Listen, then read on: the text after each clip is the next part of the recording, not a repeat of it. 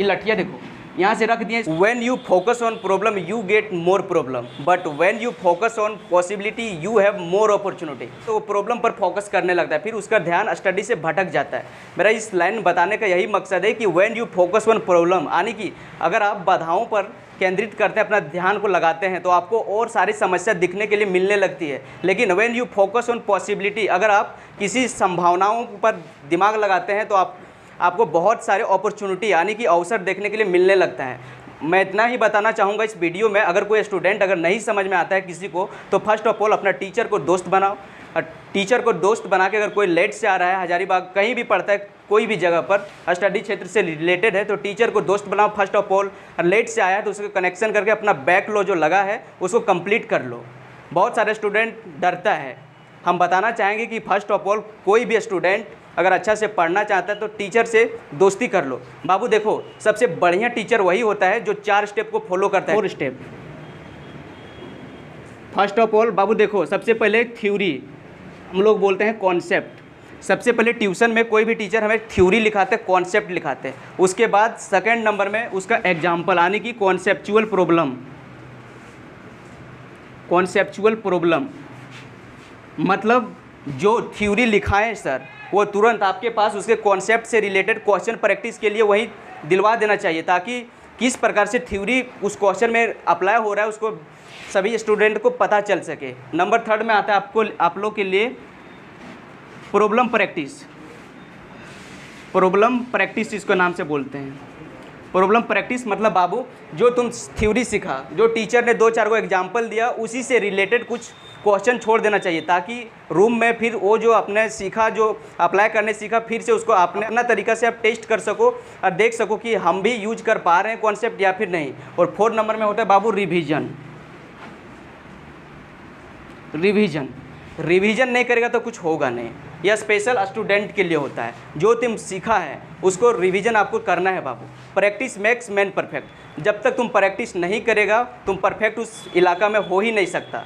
चाहे किसी भी फील्ड में रहो, पढ़ाई क्षेत्र में रहो या फिर खेल के क्षेत्र में रहो या फिर किसी भी इंडस्ट्री में, आपको प्रैक्टिस मतलब परफेक्ट बनने के लिए, एक अच्छा खिलाड़ी बनने के लिए आपको प्रैक्टिस का ज़रूरत होता है। वो बार बार आपको प्रैक्टिस करने से अनुभव आ जाता है। तो चलो आज के इस वीडियो में हम बताने वाले हैं कि मेटल नॉन मेटल किस तरह से सीखें कि अभी नहीं, ज़िंदगी भर याद रहे, मरते दम तक ना भूलें। अगर बेड पर भी लेटा रहें तो उस टाइम तक याद रहना चाहिए। वही ट्रिक लेके आए हैं और आज मेटल नॉन मेटल का ऐसा तहस नहस करेंगे कि आज दिन के बाद कोई भी एग्ज़ाम आप टारगेट कर रहे हैं, रेलवे, एनटीपीसी, 11, 12, कोई भी बोर्ड एग्जाम, 9, 10, कहीं से भी आपको पीरियडिक टेबल का क्वेश्चन आता ही है। तो चलो आज ऐसा ट्रिक फेंक देते हैं कि ज़िंदगी भर आपको मेटल नॉन मेटल चिनने से कोई रोक नहीं सकता। तो चलो स्टार्ट करते हैं। देखो भाई, ग्रुप नंबर 1 और ग्रुप नंबर 2, एक बार यहाँ से देखो।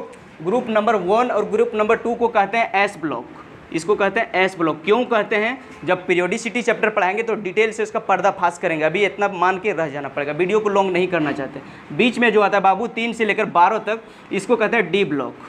डी ब्लॉक और इसका ट्रांजिशन मेटल भी कहते हैं। ट्रांजिशन मेटल, ठीक है, ट्रांजिशन मेटल्स 3 से लेकर 12 तक, यहाँ तक, ठीक है। और जो आपका 13 से लेकर 18 तक आता है ग्रुप नंबर, इसको बाबू कहते हैं पी ब्लॉक। पी ब्लॉक क्यों कहते हैं सो बाद में बताएंगे। यहाँ से ऑब्जेक्टिव क्वेश्चन आ जाता है कि बताओ ग्रुप नंबर 13 से 18 तक कहते हैं S block, P block, D block, none of these. तो आपको यहाँ पर ध्यान रखना है कि 13 से लेकर 18 तक बाबू पी ब्लॉक कहते हैं। तो आपको आंसर टिक मार्क करना होगा पी ब्लॉक। चलो नेक्स्ट में इस तरह से भी क्वेश्चन आ जाता है कि बताओ जी निकिल किस ब्लॉक का एलिमेंट है।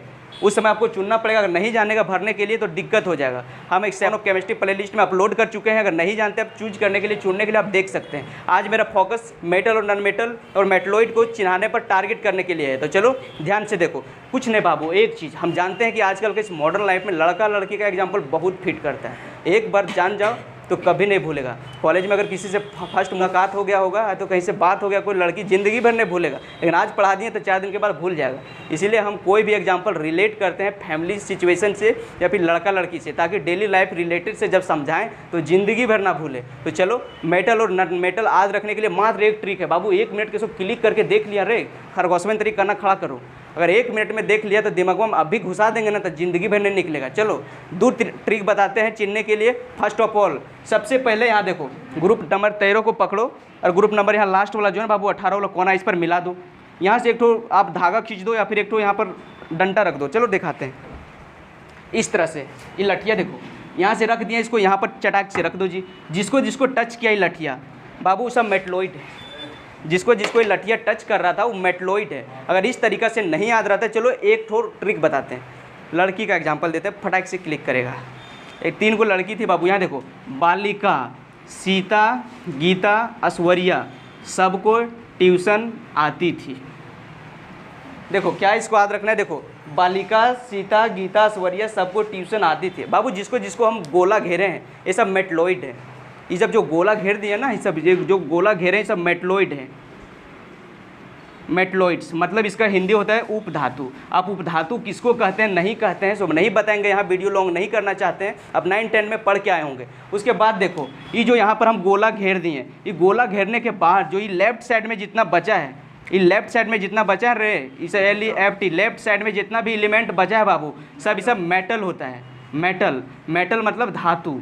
धातु किसको कहते हैं पढ़ के आया होगा, सोनोरस होता है, ईर होता है, तन होता है, मारते हैं टन टन आवाज़ करता है, घंटी बजाते हैं, सब जानता है तुम लोग, ठीक है। तो नेक्स्ट बताते हैं। अभी जो इस सर्कल किए हैं गोला घेर दिया, इससे जो राइट साइड में बच रहा है बाबू, ये राइट साइड में इस तरीक़े से ये जो सर्कल किए हैं इसके राइट साइड में जितना एलिमेंट बच रहा है इसको नन मेटल कहते हैं। नन मेटल, मेटल मतलब अधातु।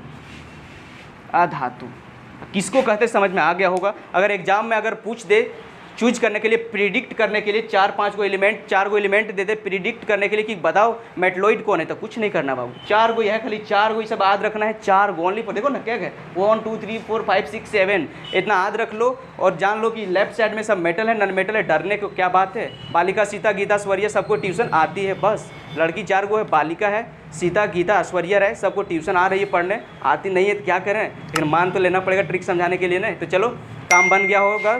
तो थैंक यू लॉट, मिलते हैं नेक्स्ट वीडियो में। Take care.